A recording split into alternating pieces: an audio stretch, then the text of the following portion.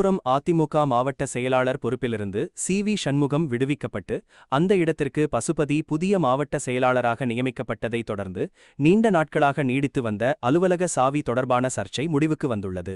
இதுகுறித்து விழுப்புரம் வருவாய் கோட்டாட்சியர் முருகேசன் முன்னிலையில் நடைபெற்ற சமாதான பேச்சுவார்த்தையில் அலுவலகத்தின் சாவியை சி.வி. சண்முகம் தரப்பு பாதுகாவலர் குணாவிடமிருந்து பெற்று புதிய மாவட்ட செயலாளர் பசுபதியிடம் ஒப்படைக்க உத்தரவிடப்பட்டது. அதன்படி சாவி முறைப்படி பசுபதி தரப்பினரிடம் வழங்கப்பட்டது. இதனைத் தொடர்ந்து புதிய மாவட்ட செயலாளர் பசுபதி கட்சி அலுவலகத்திற்கு வருகை தந்து அங்குள்ள தெய்வ படங்களுக்கு மலர் தூவி வழிபட்டதோடு தொண்டர்களுக்கு இனிப்புகள் வழங்கி சால்வை அணிவித்து பட்டாசு வெடித்து தனது பொறுப்பேற்பை கோலாகலமாக கொண்டாடினார்.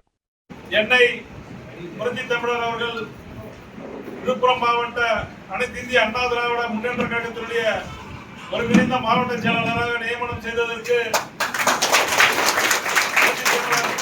ஐயா எடப்பாடியார் அவர்களுக்கு என் உயிருள்ளவரை நானும் என் குடும்பமும் விசுவாசமும் மிக்கனாக இடையிலே வந்தாலும் அதெல்லாம் களையப்பட்டு இன்றைக்கு நமக்கு மாவட்ட கழக அலுவலகம் நமக்கு கிடைத்திருக்கின்றது.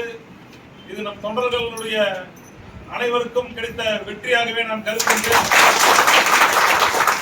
புரட்சி தமிழர் அவர்களுடைய கருத்தை வலுப்படுத்துகின்ற வகையிலே ஒரு சில பேர் ஆதாயத்திற்காகவும் ஏதோ தமிழக வெற்றி கழகத்தில் இடமோ புதையல் கொட்டி கிடைப்பது போலவும் அங்க போனா வாரிக்கொண்டு வந்து விடலாம் என்ற எண்ணத்தோடு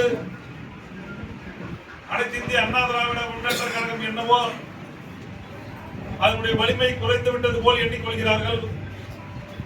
தமிழகத்திலே இன்றைக்கு அனைத்து இந்திய அண்ணா திராவிட முன்னேற்ற கழகம் தான் மிகவும் வலிமையான ஒரு கட்சியாக இருக்கின்றது. சில பேரினுடைய அவர் இடத்திலே வேற யாரும் வெற்றி பெற்று கூடாது என்ற ஒரு நோக்கத்தோடும் சில பேர் குறுநில மன்னர்கள் போல் செயல்பட்டதுடைய காரணமாக நாம் ஒரு 60 தொகுதிக்கு மேல் இழந்திருக்கின்றோம். இல்லை என்றால் இன்றைக்கு நாம் தான் ஆட்சி அமைந்திருப்போம். 110 தொகுதிக்கு மேல் நாம் வென்றிருப்போம். இன்றைக்கு நாம் ஆட்சி தான் அமைந்திருக்கும். அது சின்ன சர்க்கிள்கள் நடந்தாலும் அனைத்து இந்த அண்ணா திராவிட முன்னேற்ற கழகம் வலிமையாக தான் இருக்கிறது. அனைவரும் இங்கேதான் இருக்கின்றார்கள். சில பேர் ஆதாயத்துக்காக இந்த கட்சிக்கு வந்தவர்கள் தான் ஆளுங்கட்சியாக இருக்கும் போது அதை சம்பாதித்துக் கொள்ளலாம், இதை பண்ணிக்கொள்ளலாம், கவுன்சிலர் சேர்மன் எண்ணத்தோடு வந்தவர்கள் தான் இன்றைக்கு தவறுதலான புரிதலோடு இனி தாவேக்காவுக்கு எந்த மக்களும் இனி வாக்களிக்க மாட்டார்கள். தேர்தலும் சரி இடைத்தேர்தலும் சரி தாவேக்கா ஒரு தொகுதியில கூட நிச்சயம் வெற்றி பெறாது. உள்ளாட்சி தேர்தலிலும் தாவேக்கா ஒரு தொகுதியில கூட வெற்றி பெறாது. அவர்கள் எல்லாம் இந்த லாட்டரி சீட்டு பணத்தை வைத்து எல்லாரும் விலைக்கு வாங்கி கட்சி நடத்திடலாம் நினைக்கிறாங்க. உள்ளாட்சி தேர்தலில் ஜெயிச்சா அவங்கள விலைக்கு வாங்கிக்கலாம் நினைக்கிறாங்க. இப்படி நினைக்கிறாங்க. ஆனா எல்லாரும் விலை போடி விட மாட்டார்கள். தன்மானம் மிக்க தமிழர்கள் நிறைய பேர் இருக்கின்றார்கள். தன்மான உணர்வோடு அனைத்து இந்திய அண்ணா திராவிட முன்னேற்ற கழகத்திலே பயணிக்கின்ற தொண்டர்கள் 99% பேருக்கு மேல் இருக்கின்றார்கள். 1.5 கோடிக்கு மேல் தொண்டர்கள் உள்ள இயக்கம் அனைத்து இந்திய அண்ணா திராவிட முன்னேற்ற கழகம். இதிலே இவர்கள் நாங்கள் தான் கட்சி என்று குழப்பிக் கொண்டதால் சில பேர் குழப்பத்தில் இருந்தார்கள். இப்ப அனைவரும் குழப்பத்தை தெளிந்து எங்களுக்கு சாவி இன்றைக்கு ஒரு 9:30 மணிக்கு தான் கிடைச்சது. தபால் 10 மணிக்கு தான் வந்தது. வருவாய் கோட்டாட்சியர் ஆணை எனக்கு ஒரு 10 மணிக்கு தான் கிடைத்தது. 10 மணிக்கு தான் நாங்கள் வாட்ஸ் செய்தியிலே குறுஞ்செய்தி அனுப்பினோம்.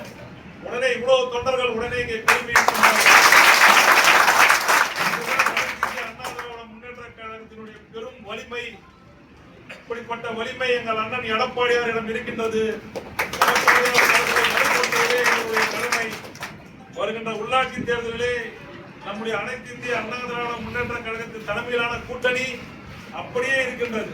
பாட்டாளி மக்கள் கட்சியாகட்டும், பாரதிய ஜனதா கட்சியாகட்டும், நம்மளுடைய அம்மா மக்கள் முன்னேற்ற கழகமாகட்டும், எல்லா புரட்சி பாரதம் போன்ற கட்சிகள் அனைத்தும் தமிழகத்தில் அப்படியே தான் இருக்கின்றார்கள்.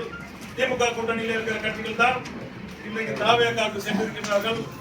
நிச்சயம் உள்ளாட்சி தேர்தலில் நாம் மாபெரும் வெற்றியை ஈட்டப் போகின்றோம். ஆதாயத்திற்காக ஓடிய சிலர் திரும்ப நமக்கு தான் ஓடிட போறாங்க.